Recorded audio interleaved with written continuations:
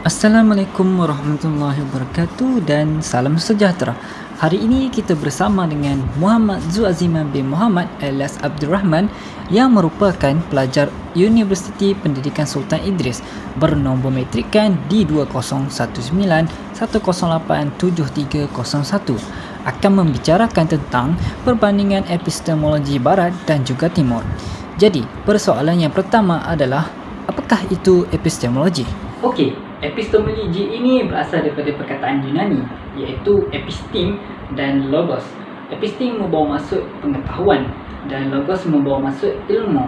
Apabila kita menggabungkan kedua-duanya, maka terbentuklah epistemologi yang merupakan salah satu cabang falsafah yang mengkaji tentang teori-teori ilmu. Ia membicarakan tentang apakah itu ilmu, asal-usul ilmu itu, sifat-sifat ilmu berkenaan, jenis-jenis ilmu pengetahuan dan had atau batasan ilmu itu tersendiri. Epistemologi juga merupakan perbincangan tentang hakikat dari ilmu pengetahuan, dasar-dasarnya, sumber-sumbernya dan bagaimana mempertanggungjawabkan kebenarannya. Sekarang kita dah tahu secara umumnya apa itu epistemologi. Bagaimana pula dengan definisi epistemologi barat dan timur?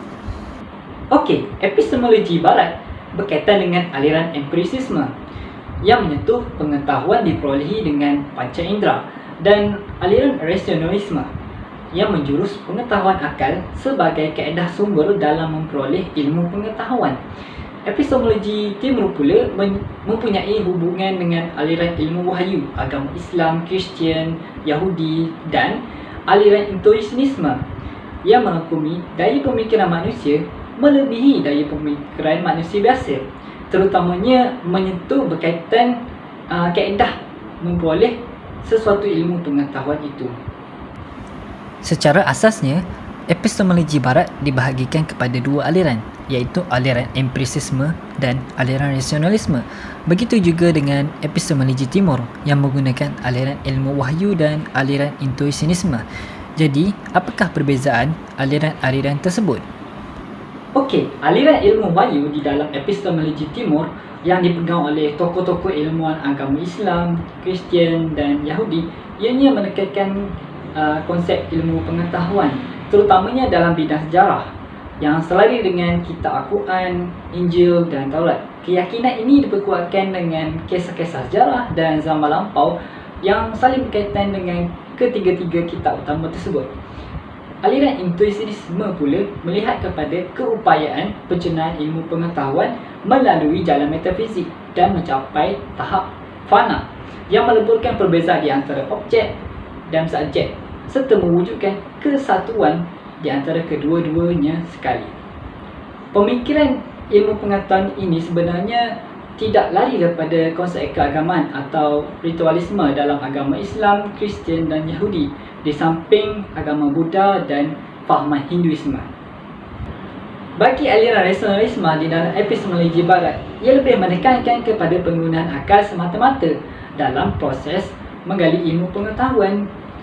Aliran ini membuat tanggapan bahawa aliran empirikal akan selalu berubah-ubah, sedangkan penggunaan akal bersifat tetap dan ketetapannya yang unggul. Ini menyebabkan wujudnya alirannya hanya menekankan penggunaan akal fikiran semata-mata serta cuba menafikan aliran ilmu wahyu keagamaan dalam pengetahuan. Empirisisme pula berasal daripada bahasa Yunani iaitu empiria yang bermaksud pengalaman. Aliran ini adalah suatu aliran falsafah yang menyatakan bahawa semua pengetahuan diperoleh berdasarkan pengalaman. Aliran ini berpendapat bahawa panca indera adalah asas kepada ilmu yang benar dan ianya berbeza dengan rasionalisme yang menjadikan akal manusia sebagai sumber serta penjamin kepastian suatu kebenaran pengetahuan manusia. Oh, faham. Seterusnya, umum kita mengetahui terdapatnya perbezaan di antara epistemologi barat dan juga timur. Jadi, apakah perbezaan kedua-duanya? Antara perbezaan epistemologi barat dengan timur adalah dari segi mendefinisikan sains.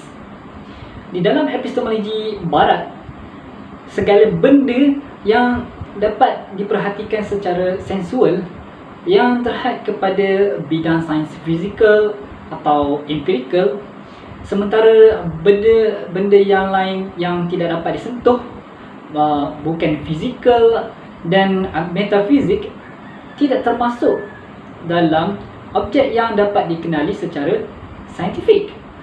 Ini berbeza dengan epistemologi timur, di mana sains diterapkan sama seperti yang sah kepada sains fizikal empirikal, bukan fizikal atau metafizik.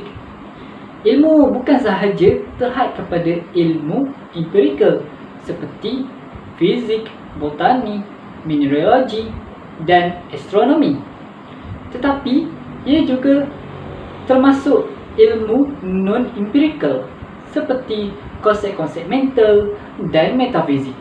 Seterusnya, perbezaan di antara epistemologi barat dengan epistemologi timur dapat dilihat dari segi pengetahuan. Di manakah terletaknya kedudukan akal? Pada sisi epistemologi timur, peranan akal dalam menjalankan tugasnya memerlukan peranan hati dan bimbingan wahyu agar perkara yang dilakukan dan difikirkan dapat menimbulkan satu impak positif terhadap dirinya sendiri atau masyarakat sejagat. Ini berbeza dengan epistemologi barat yang hanya meletakkan sepenuhnya akal dalam menentukan kesahihan atau kebenaran, dan seterusnya menggunakan akal semata-mata dalam proses penghasilan pemikiran tanpa mengira kesan pemikiran tersebut terhadap dirinya dan orang lain. Jadi, apa kesimpulan yang boleh dibuat? Kesimpulannya, terdapat perbezaan yang ketara dapat dilihat dari aliran-aliran yang dibawa oleh warisan barat dan warisan timur.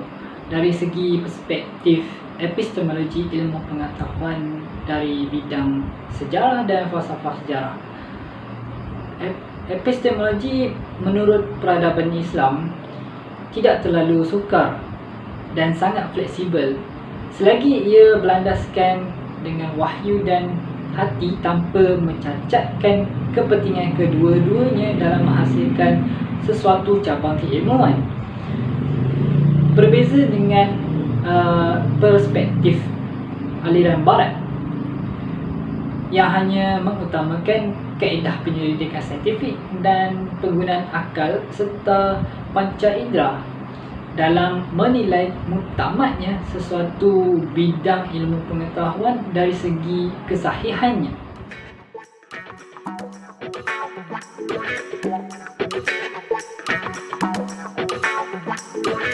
Assalamualaikum warahmatullahi wabarakatuh. Saya ucapkan untuk pembuka kata bagi refleksi tugasan falsafah ilmu saya. Saya sangat berbesar hati kerana saya telah berjaya sempurnakan tugasan yang diberi. Jadi inilah refleksi peribadi saya untuk tugasan yang bertajuk perbandingan epistemologi di antara epistemologi barat dan epistemologi timur. Saya mengalami kesukaran untuk mencari bahan bacaan. Hal ini dikatakan demikian kerana hampir kesemua bahan bacaan yang saya temui menggunakan bahasa Indonesia, dan ia membuatkan saya keliru untuk memahami sesuatu bahagian dalam bahan bacaan tersebut. Tetapi saya dapat atasinya dengan menggunakan Google Translate. Selain itu, hasil daripada tugasan yang diberi, saya dapat memahami dan memperkuatkan lagi pemahaman saya tentang epistemologi, terutamanya epistemologi barat dan juga timur. Seterusnya, saya dapati kualiti video saya amat kurang memuaskan, dan insya-Allah saya akan memperbaiki dan mempertingkatkan lagi kualiti video saya dari semasa ke semasa. Akhir sekali, saya berdosalah harapan saya untuk menjadikan video yang saya kongsikan ini dapat memberi informasi yang berguna kepada penonton di luar sana. Sekian, terima kasih.